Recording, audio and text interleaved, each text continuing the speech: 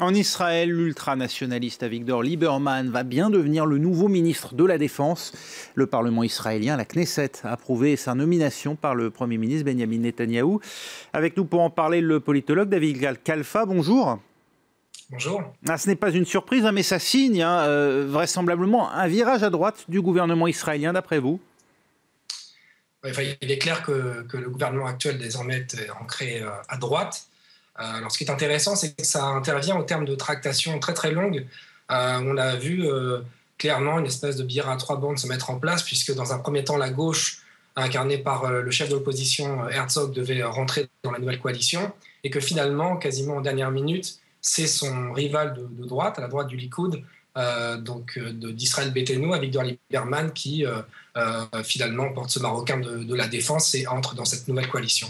Ce pas de deux que vous nous décrivez, il veut dire qu'il n'y a pas forcément de volonté d'inflexion politique derrière par Benjamin Netanyahou, ou bien est-ce que ça aura en réalité de réelles conséquences pour la politique étrangère d'Israël ?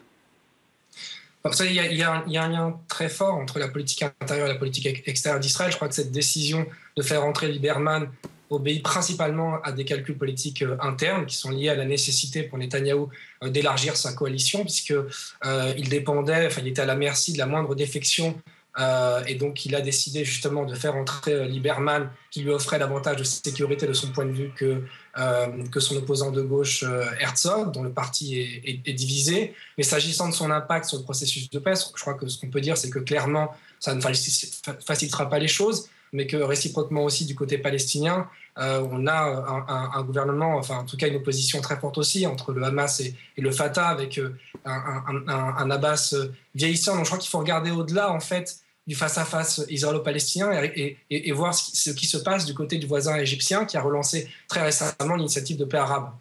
Merci David Kalfa.